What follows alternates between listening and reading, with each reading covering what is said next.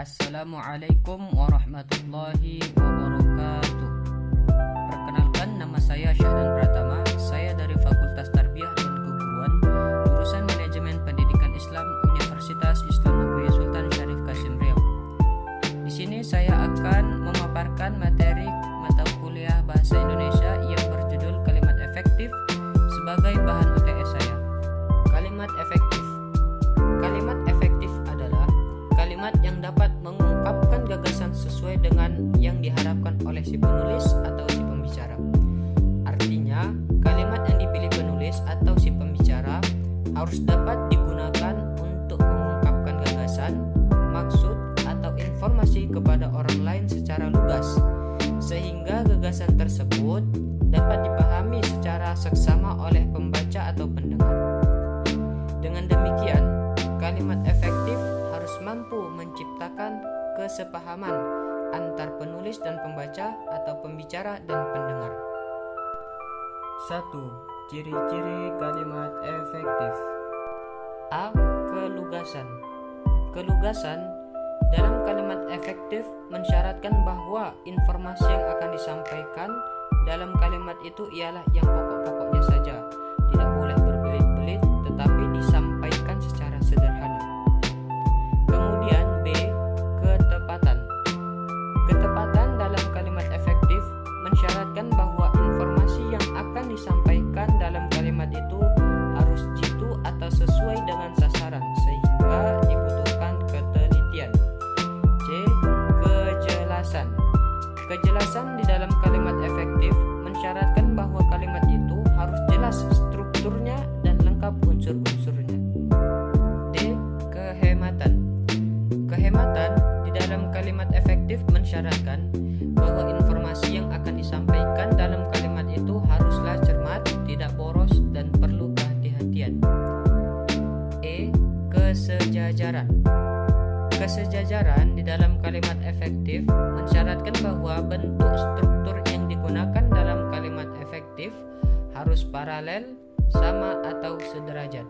2. Syarat kalimat efektif. A. Sesuai EYD.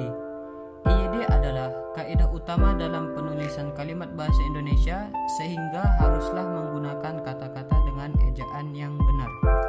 B. Tidak juga ambigu. Sebuah kalimat juga tidak boleh bermakna ganda atau bersifat multafsir. C. Sistematis. Susunan yang sistematis ini perlu diperhatikan karena penggunaan kata-kata baku sesuai. 3. Jenis kalimat efektif. A. Kalimat berita. Kalimat berita ialah kalimat yang dipakai guna memberi informasi sesuatu. Biasanya diakhiri dengan tanda titik. B. Kalimat tanya. Kalimat tanya mengharapkan jawaban sebagai respon ataupun reaksi pemberitahuan informasi yang diharapkan. Biasanya diakhiri dengan tanda tanya. C. Kalimat perintah. Kalimat bermaksud untuk menginstruksikan seseorang untuk melakukan sesuatu. Kalimat perintah biasanya diakhiri dengan tanda seru. D. Kalimat ajakan. Kalimat ajakan adalah kalimat yang mengajak minat lawan bicara. 4. Pola kalimat efektif. A. SP. Pola ini terhitung pola kalimat yang paling dasar dan juga sederhana, sebab pola ini hanya berupa subjek dan juga predikat saja. B. SPO. Pola yang terdiri dari subjek, predikat, dan objek ini biasanya dipakai pada contoh kalimat deklaratif aktif transitif dan kalimat aktif transitif. C. SPPL. Pola ini terdiri dari subjek, predikat, dan pelengkap.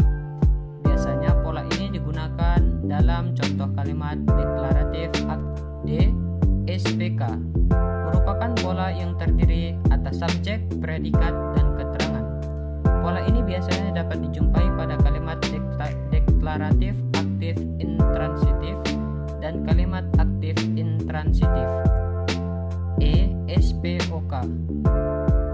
Pola ini merupakan pola yang paling umum dan paling dikenal di masyarakat. F. SPOPL. Pola ini terdiri atas subjek, predikat, objek, dan pelengkap. G. SPPLK.